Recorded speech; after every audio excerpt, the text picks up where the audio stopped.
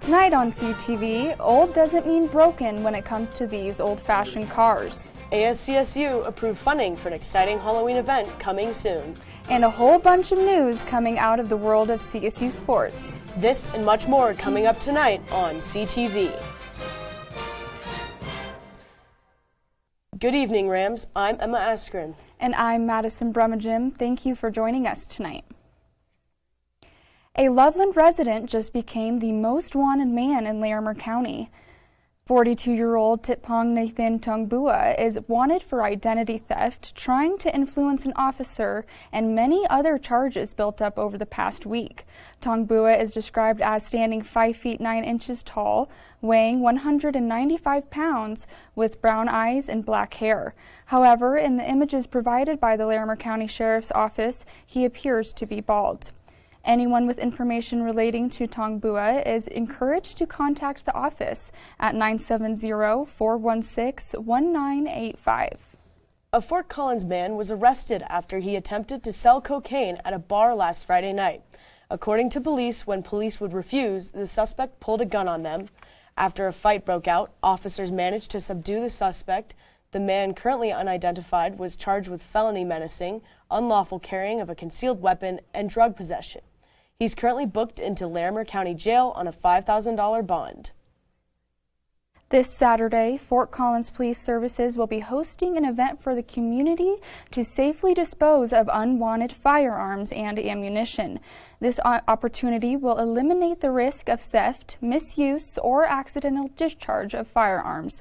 Fort Collins Police Service says people will not be arrested for possession of an illegal firearm if it is surrendered at the event. However, any crime committed while in possession of that firearm will not be pardoned.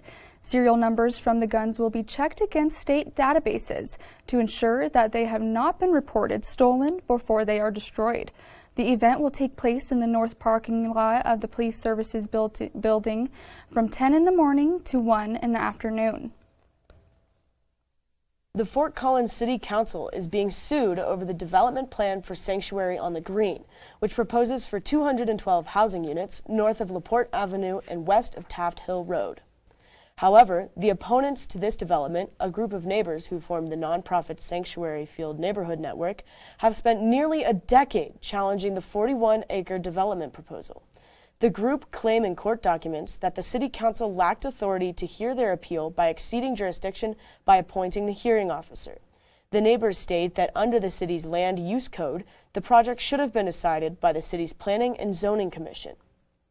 Spindle states approving a development plan that the vast majority of the community is opposed to, while completely disregarding the Northwest Sub-Area Plan, which was jointly developed with citizens and agreed upon by City Council, is not only unethical, but contradicts the city's promise to the community. CSU has received a $3 million grant to study bovine Mestistus, one of the most common and prominent diseases in the dairy industry. The U.S. Department of Agriculture's National Institute has awarded this grant to a multi-state team, but this study will be led by CSU's associate professor in the Department of Animal Sciences, Dr. Pablo Panejo. Mestistus is most commonly treated by the use of antibiotics. However, this disease impacts the organic dairy industry more greatly due to antibiotics being prohibited on organic farms. To make this study possible, CSU has partnered with Aurora Organic Dairy to conduct various aspects of research. The study will focus on identifying solutions to control Mestistus, improve milk quality, animal welfare, and overall enhance the sustainability of the organic dairy industry. A regulation brought on by the pandemic is about to become a permanent regulation, but not in the way you think. Outdoor dining spaces, generally placed on the sidewalks outside certain restaurants, are here to stay after the City Council unanimously voted in favor of the establishment extensions.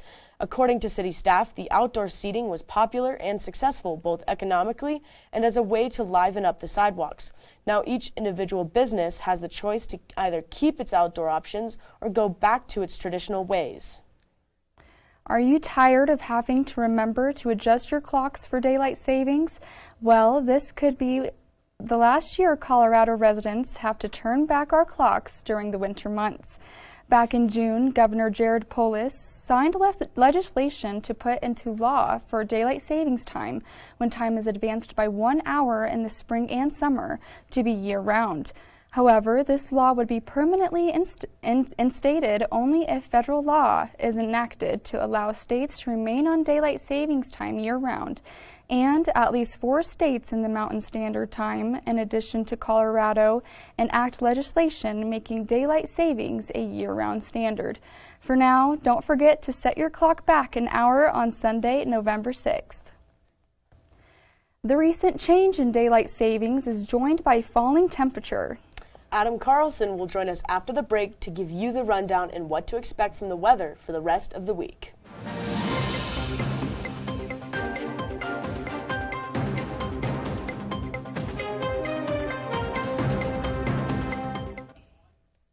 Welcome back from the break, Rams.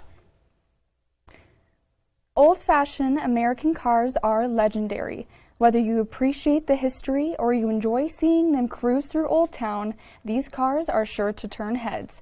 But have you ever wondered what happens to some of these collection items? Well, this past weekend, I took a ride through history.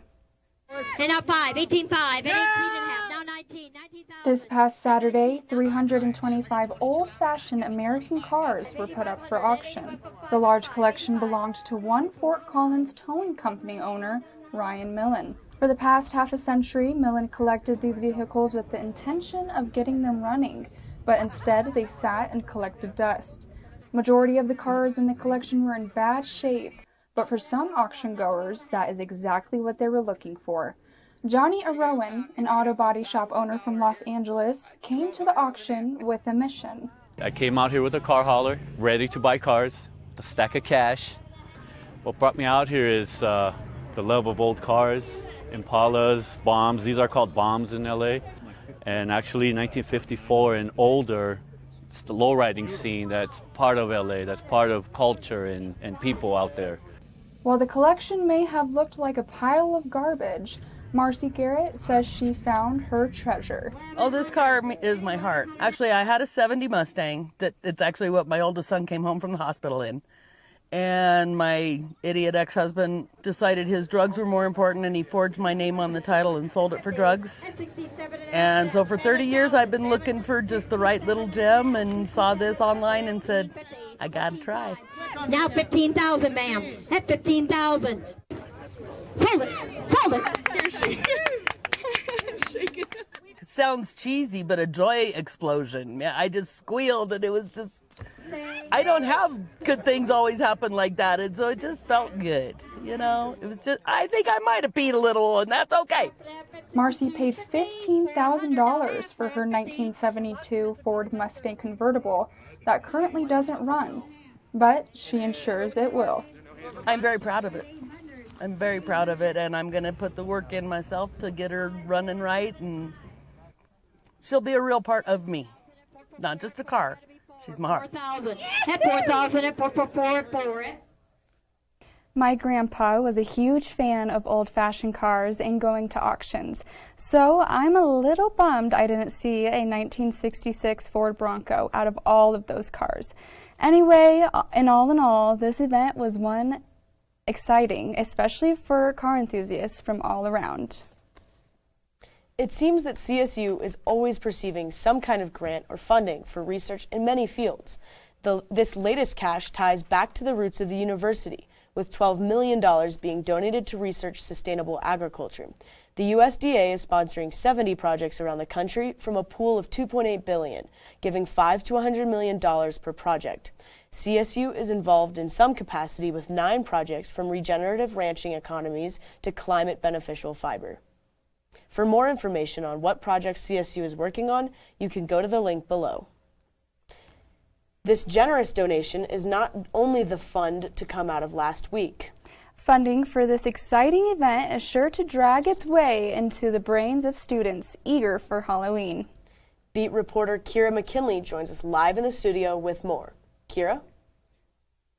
Thanks, guys. Last week, ASCSU spent the first of its funding The organization approved a $9,000 fund that will go towards the Dragula Halloween Bash. We'll now hear from a member of CSU who helped pass this funding and the co-presidents of the House of Ovis who are running the show.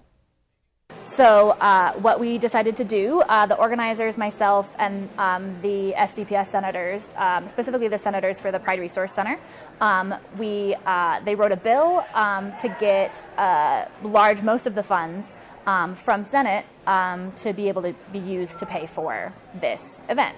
It's not normally how it goes. There's a special committee that and budget that student orgs can apply for and get funding for, but in these first 2 months of the semester, that committee is getting put together as well. So it was kind of this tight spot where it's like, all right, it's a Halloween batch at the end of October. We really don't have time, and we need to be able to make this happen.